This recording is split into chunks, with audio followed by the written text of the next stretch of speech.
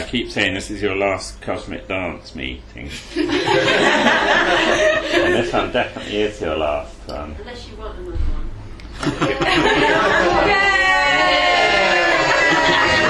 No! You'll be too tired after your next lesson. They go on long, even longer. Yeah.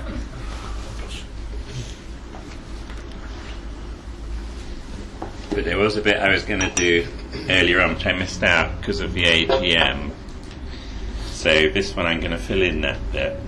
And basically it's going to be about the teaching from the Advaita tradition on the 5 veils, which I put there. But I'll get on to that in a minute. First, just as a very sort of brief recap, any top-down teaching, what's really important is where you begin from. And with bottom-up teachings, they tend to begin from separation and the universe of multiplicity, and then you gradually sort of work your way upwards to some distant goal up here somewhere. And from that point of view, consciousness is always perceived as very far away. And in this house, Collet House, it's sort of got a sort of story behind it, which I went into a bit in the first meeting. And when Ouspensky first taught here, he had inherited a very, what I call a bottom-up teaching. So consciousness was very remote, and it was this remote, distant goal that you worked and worked and worked for, and if you were lucky, after many lifetimes, you might get a glimmer of it. And then, by the end of his life, Ouspensky had completely abandoned all that he was teaching and all that he had learnt from Gurdjieff. And he said, I abandon the system, and you must construct it all again from the very beginning. And then, when Dr. Rolls carried on his work, I said he made contact with the Advaita tradition. And for a while, Dr. Rolls tried to sort of tack the Advaita onto the old Ouspensky teaching.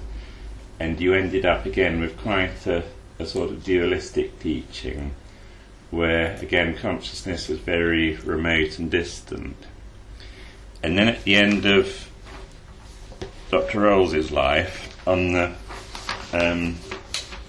night before he had a heart attack, so he never spoke again. This was just the night before them, and then he died a week later. He said, the need now is for simplicity. We have been habitually complicating everything. It is only necessary to be quiet and keep things simple. We have had everything upside down and back to front. There is only one consciousness. The levels are levels of impediment to that consciousness. Everything is that consciousness. That is what we have to feel and know. And before that, he'd been trying to get us to see things from the top-down perspective.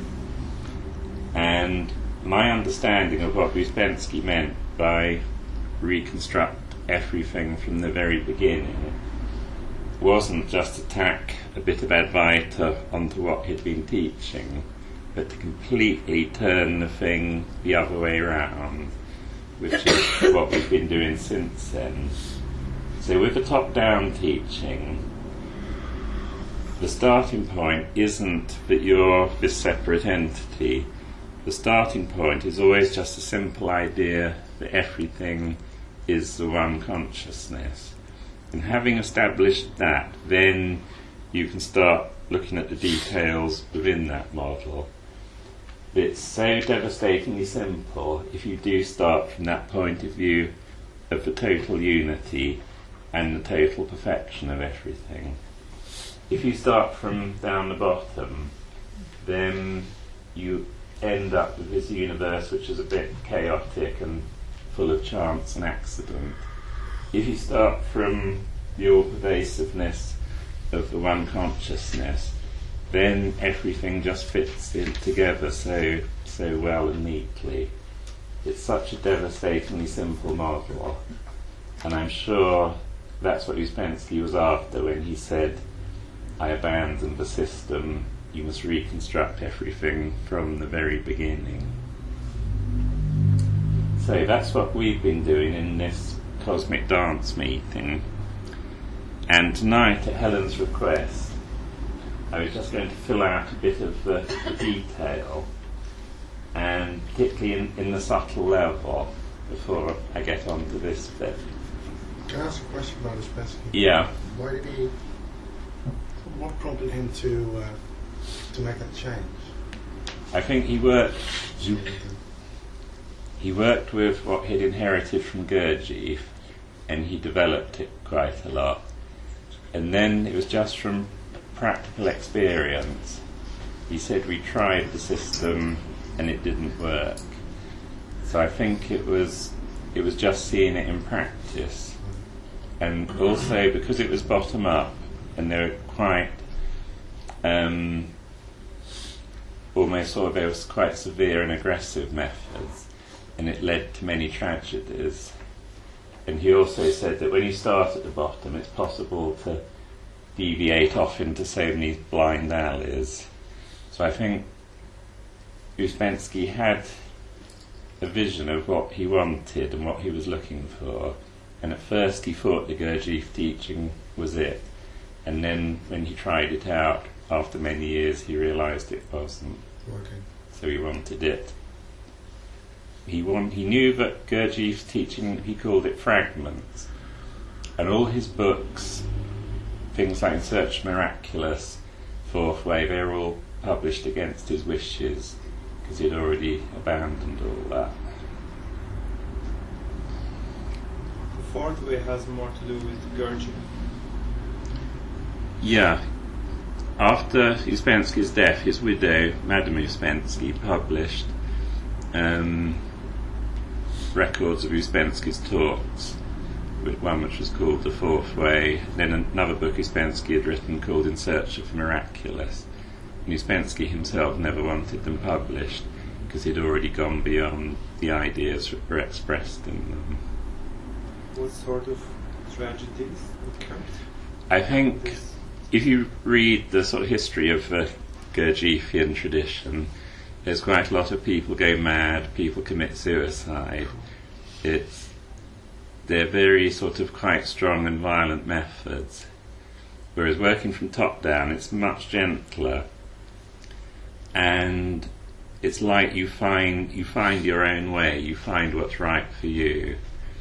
In very controlling systems, and the Gurdjieff teaching was a very controlling system, you have someone imposing a lot of discipline on you and telling you how you have to behave and what you have to do. From a top-down perspective, it's so different. It's like you just do what you're good at, you develop your talents, and from that point of view you go for liberation.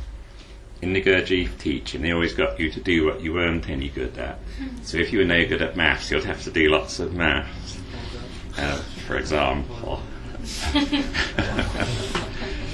Whereas top-down traditions, you serve God through that attribute in which you most excel.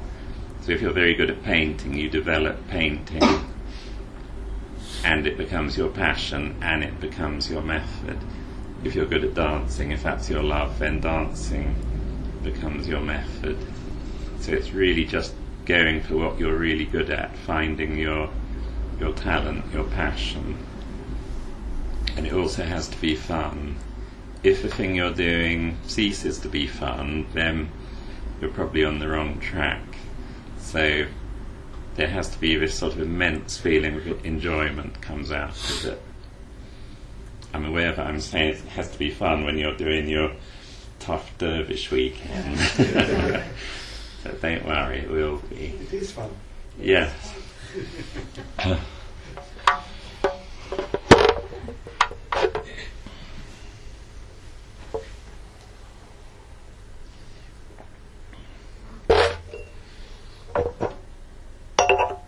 So that was briefly why Ouspensky separated from Gurdjieff and why he was looking for something different.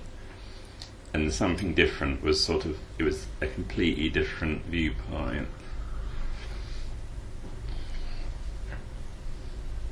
Okay, now on to the Helen bit. Helen wants to know about the subtle body, because she's doing quite a lot of research into Tantra and dance, and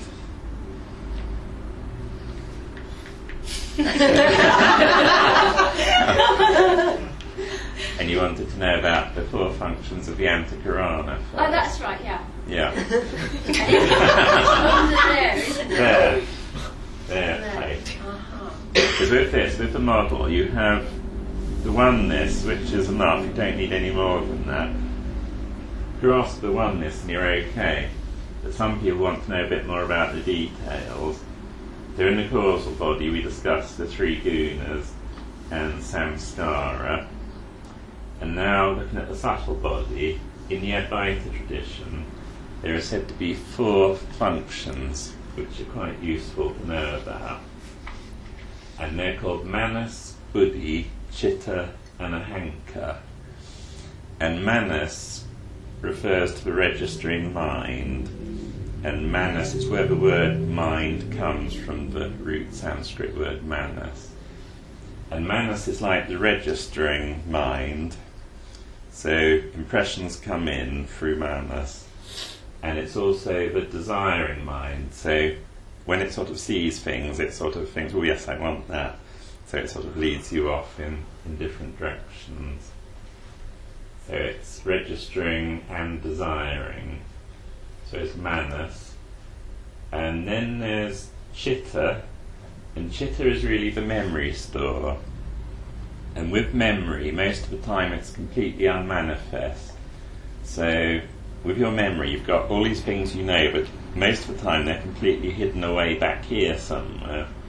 But if you ask me a question, then suddenly the answer comes out of the unmanifest and appears in the foreground.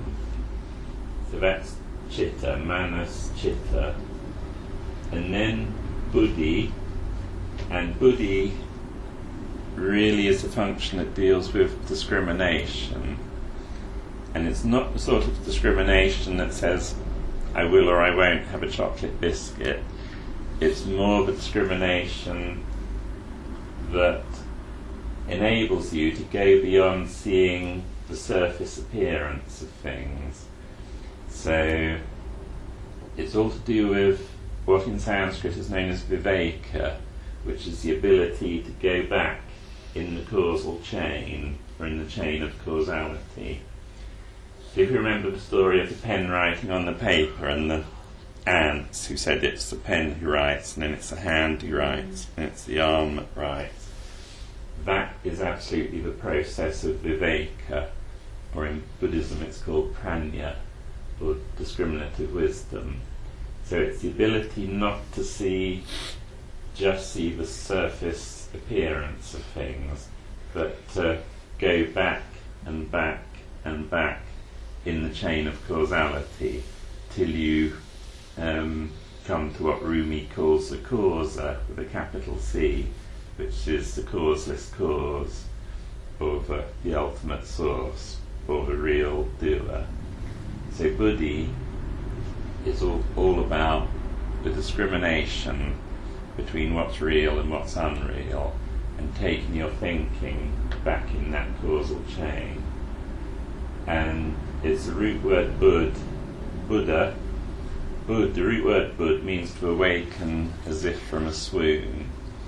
And a Buddha is one who has awakened from that swoon to the true nature of reality. So that's all Buddha means. So that's the function buddhi. You say Bud is to awaken from a... To awaken as if from a swoon. So a Buddha is one who's awakened from the swoon. And it's said no one actually becomes a Buddha, you just cease to be deluded. So you already are this, but mistakenly you think you're this, or you think you're just this. So a Buddha is a person who's realised that they're the whole caboodle and not just a small part of it. So it's awakening to the true nature of how things are, rather than just how things appear. So that's buddhi. And then the other function is ahamkar. And aham in Sanskrit means I, and kar means vehicle, like in motor car. So that's where in India they have big temple chariots which are known as cars, which they wheel the deities around on. They have big statues of Shiva and Vishnu and Ganesha and things. Krishna. And they, on a certain feast day, they sort of push it around the town. And that's known as a car, K-A-R. So we get motor car. And a hamkar means vehicle for your sense of I. And a hamkar is like a sliding scale. So you have what's known as falsa hamkar. And in Ouspensky Gurdjieff tradition, it was known as false I. And falsa hamkar is attributing your sense of I to just the physical body or just the subtle body. So it's like a sliding scale. What you call I can be just the physical, or it can be physical and subtle, so that's mind and body, or it can be the great stillness that lies behind the mind and body, what some people refer to as presence, or it can be the whole, all of creation. So what you call I is like a sliding scale, it's like a spectrum. So falsa hamkar is attributing your sense of I to just physical body and psychology, whereas true ahamkar is identifying with the great stillness and the total unity. So those are the four functions: manas, buddhi, chitta, and ahamkar. And the two most useful in realising your potential are buddhi, because it's that process of going back in the chain of causality, and ahamkar, because at any moment you can sort of see where you are on this spectrum, and always reminding yourself that you are the great stillness that lies behind and includes everything. So that's a crash course in the four functions. And then we come on to this teaching, which is, it's from the Advaita tradition, and I know it was first used, to my knowledge, by Shankara. And where's Wayne? You quoted Shankara on Turner's Facebook page. You had a very nice quote from him. And Shankara wrote a book called The Crest of Discrimination, which is this one, which I think translates as Viveka Chudamani. So Mani as in on Mani Padme Hum, which means jewel in the lotus. So this is the crest jewel of wisdom, or crest jewel of discrimination. And before I get on to that, there's this concept of aham and idam. And aham, as mentioned, means I, and idam means that. So there's you, yourself, as the seer, then there's that as the seen. But again, with aham and idam, it's like a sliding scale. Because in the normal state of affairs, you think of mind-body mechanism as I, and external universe as that. So aham and everything outside of your sort of physical body, and where it ends is that. So, but it's a sliding scale. So Shankara developed this thing called the 5 veils, where you gradually disidentify with each veil in turn.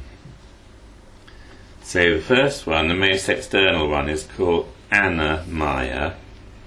I think the full name is Amaya kosher. It just means food veil. And the food veil refers to the physical body, so it's all the flesh and bones. And often we just identify with physical body, but then it doesn't take much to notice that you can be aware of your physical body.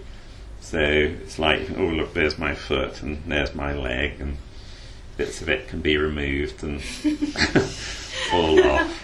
And yet you continue to exist. So you can see anything which can be observed is not ultimately who you are. So food body, veil of food, you can observe it, so it's not you. So already the aham and idam has sort of slid back one. So now this is all becoming the aham, and physical body has joined the external universe in being the idam, or the that. Then the next veil is what's known as pranamaya, and Dr. Rolls referred to that as neurochemical mechanisms. I think some of you will have your own ideas on what prana is. Energy, life energy. Prana, life energy? Yeah, it's like, I think there are lots of different examples of it, but within your sort of physical bodies you've got all these different electrical mechanisms and energy systems, and you've got bodily cycles and rhythms, you've got hormonal cycles. There's all sorts of things going on within your body which brings it to life, beyond just ordinary sort of solid flesh and bones.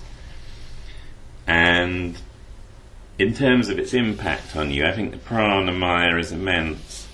If you think of the power of things like your hormonal cycles, and any woman would know with a monthly cycle the effect it can have on your outlook and your emotions. Men as well. Men as well, yes. Yes. Especially if you've had something like glandular fever or ME, you'll know how powerful that level can be, because one minute you're all cheery and the next minute you're really glum. and you lose your sense of humour. That's an early telltale sign. Helen and I use the term barking. You say to the other one, I think you're barking.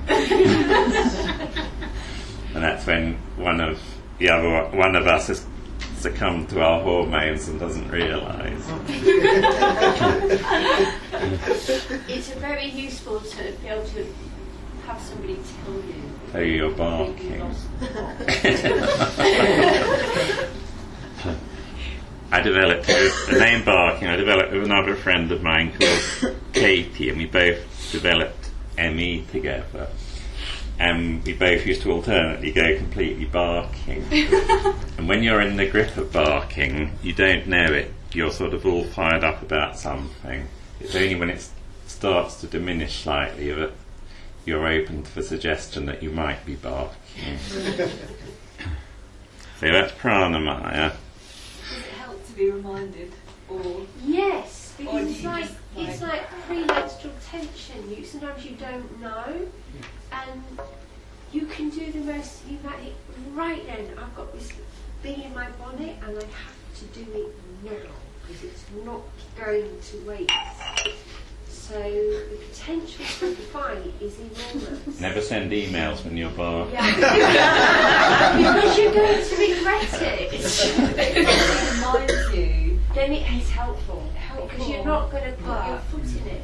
True, but you might feel like what you're feeling is just again, you know, like the course of action you want to take is undermined because it's all hormone. So you can have a disclaimer. Yeah, you need a disclaimer. Piano often tells me, okay, you're barking, whatever our version is, and then there's the disclaimer. I'm not invalidating your feelings, but you're a bit mad right now. Barking can make you do things which you have to do, which need to be done at times, Yeah. which you haven't really got the courage to do at other times. When you're barking and you just do it. Yeah. But with I normally, when you're back, I normally say, no, don't just leave the email till, don't send it till tomorrow.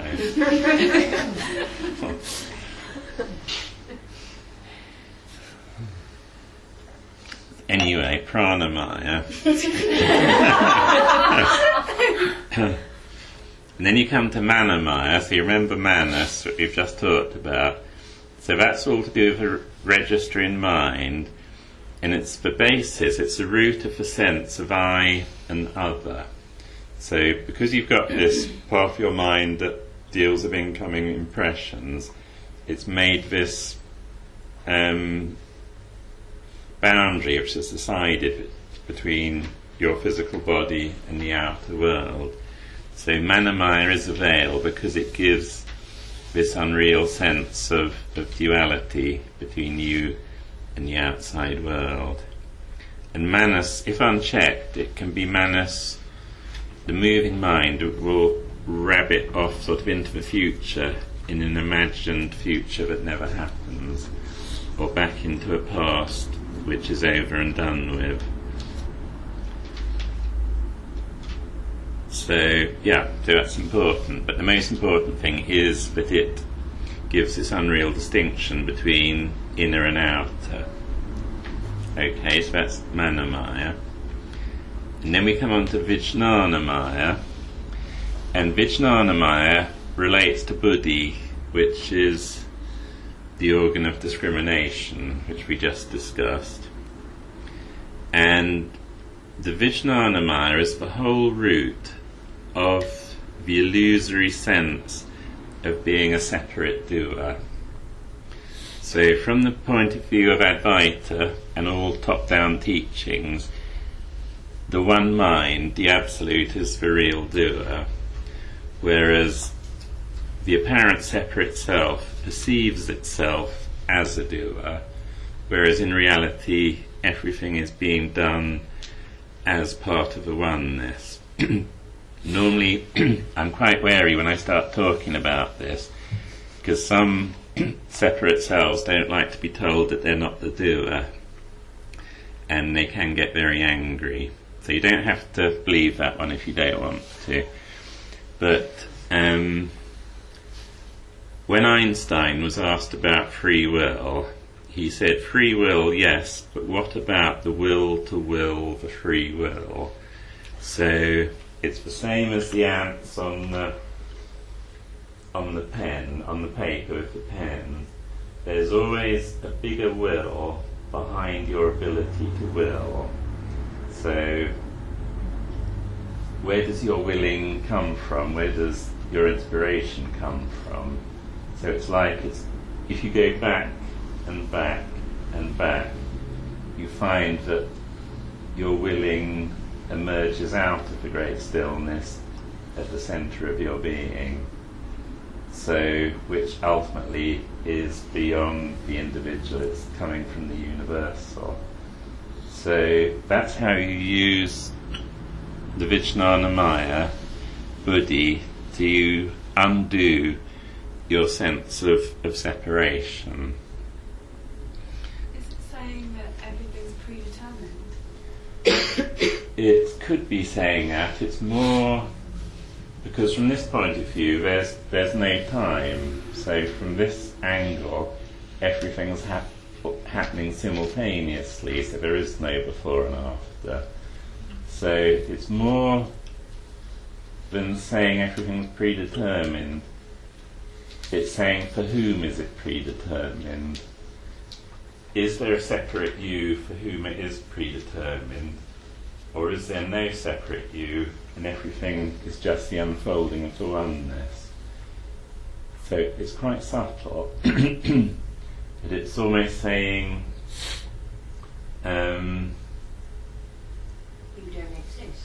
you don't exist. If there is free will, for whom does the free will pertain? Whose free will is it? Whose will is it? Then we have to try we're still trying to get out of the depression, or trying to be organised with your time, Yeah.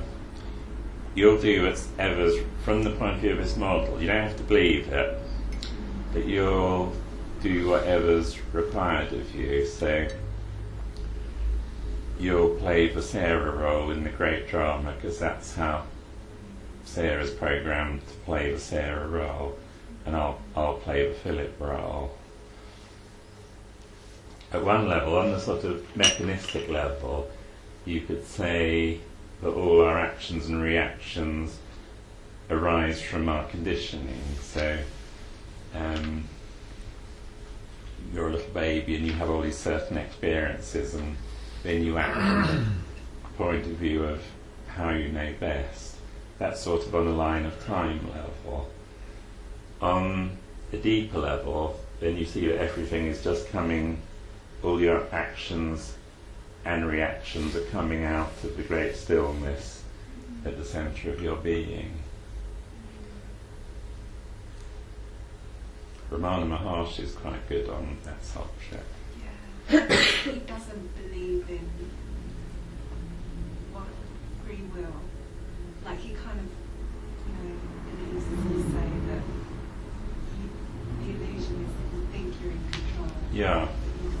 There's a brilliant story he gives about in Indian temples they have, I think it's called a Gopuram.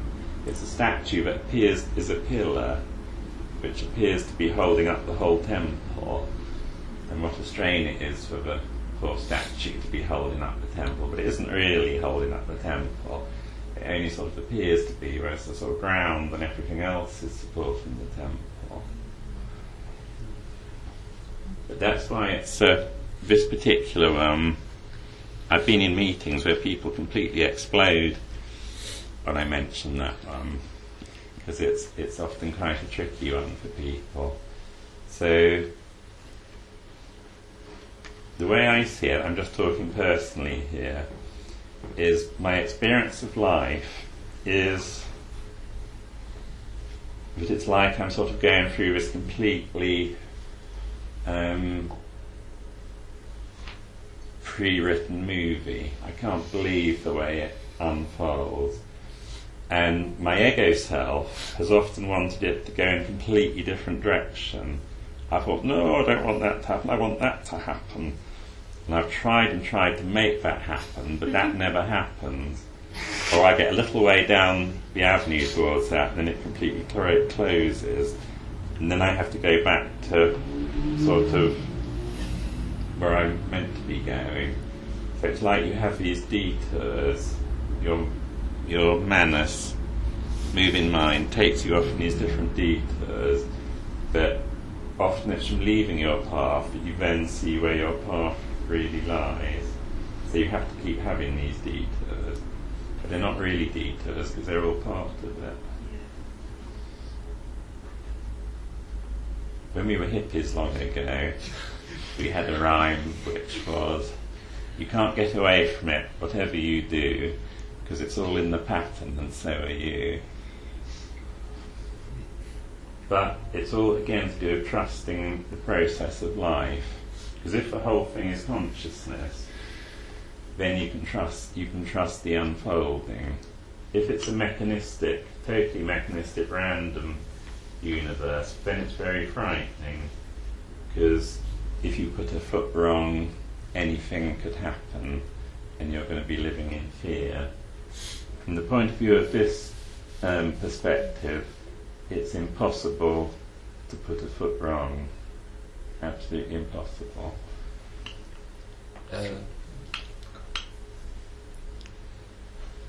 Which veil would be our beliefs and our understanding when we identify with our beliefs and with our understanding, which I think is quite important. Yeah. We think we're getting to know something. I think that's probably round about there, Vijnana, which is meant to be sort of knowledge sheath, knowledge veil. That's one of my very favourite ones. We could go on endlessly. We could have 100 meetings on that one alone. but any sort of bit of that you could go on. There's so much to unfold from it. But with each veil, when you disidentify with a veil, then the next one becomes apparent. When you give up, really give up the sense that you're a doer, that you're doing it all, then the next one appears, which is Ananda Maya, which is the veil of bliss. So when you let go of a sense of doership and you really trust, you really hand over. That's surrender, isn't it? That's surrender. You just have to surrender to your life path. Third salam in the macabre, eh?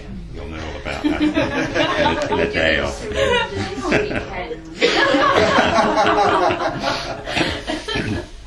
When you let go of that, then that ground, there's this great, from your beingness, then this great happiness emerges. The one mind is said to have three qualities, which are referred to as Sat, Chit, Anand. And Sat means I am, present tense of a verb to be, in Sanskrit, I am. Chit is the knowledge or awareness of I am. And Ananda is the deep stillness or deep contentment which comes from the acknowledgement of I am. Now you may ask, why is bliss a veil? Attachment? It's really a veil because it's still an experience. Attachment. Yeah, it has a beginning and an end. Yeah. Whereas that which witnesses the experience has no beginning and end. So it's a jolly nice veil, that one. It's kind of addictive, isn't It's it? it's Addictive things are kind of putting a veil that separates from it's not quite the end of the road. What does Rumi say about that? But someone could get there and think that they've made it because it's so blissful. Yeah. Yes, here we are. Here's Rumi in Mafnavi. The real beloved is that one who is single, who is thy beginning and end. When thou findest him, thou wilt not remain in expectation of aught else. He is both the manifest and also the mystery. He is the Lord of states of feeling, not dependent on any state. Month and year are slaves of that moon. When he bids for state, it does his behest. When he wills, he makes bodies become spirit. One that is stopped on the way is not at the journey's end. He will still be seated, waiting and seeking the state. So that's exactly a description of that. But it's a jolly nice state. So, at this point you've disidentified from all of those have become of that. And the I, the aham, is now the great stillness, or that which observes all movement. So that which never changes. And when you notice that, it's nothing far away, it's what's looking out for your eyes right now. It's like there's no movement. So it's like who you are never moves. You never actually go anywhere. I was never in Dorset yesterday and I'm not in London now. It's just like different images appear on the screen. So it's like you've got a series of cinema screens with different pictures come and go, and it's like you always remain in exactly the same place. It's like you're always at home, and there's a series of pictures all the time is changing. So then it's as if aham, idam completely disappears, because then from that perspective there's no longer an aham and an idam, because all of this is then experienced as within aham. So all of it becomes aham or I. So it's like there's two stages. One is the disidentifying, and then the other one is the acknowledging that you are everything. But you have to first do the disidentifying to establish the authority and existence of the self, or your basic sense of beingness. So it's lovely, sort of like a sort of two-way flow, a sort of in-breath and an out-breath, or wisdom and compassion.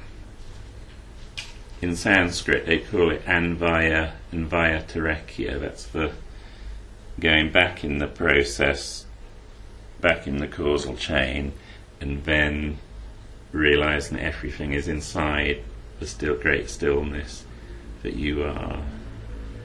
What are the Sanskrit terms again? Anvaya and Vayatarekya. It's quite similar to what in Buddhism they call absolute and relative knowledge.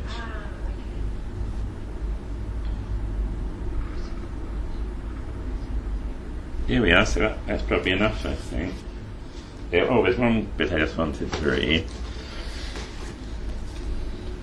The whole thing about this is that it's just so simple, and all you have to do is follow the things which you really enjoy doing.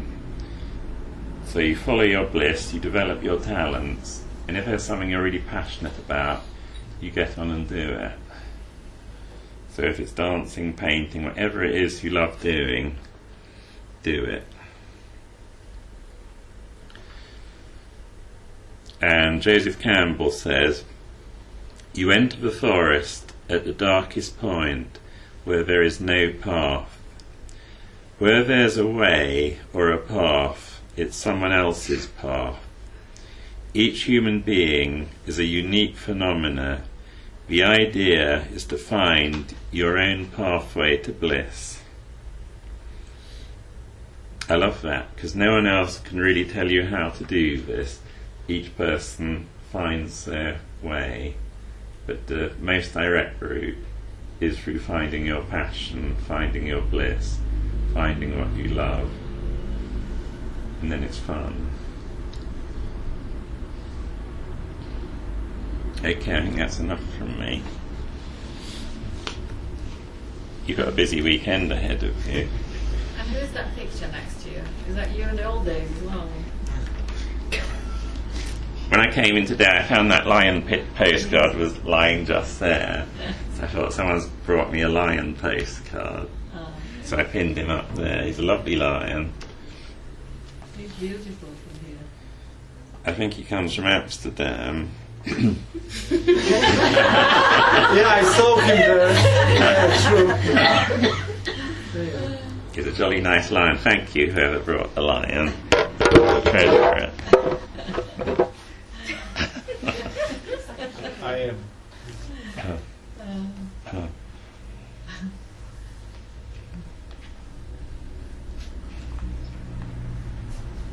So you can go home now. Thank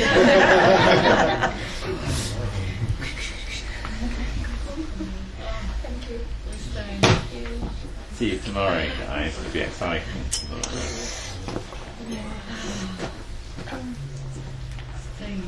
Are these without the names? Oh yes, your sickie. Just pick a sickie with no name. How does it fit?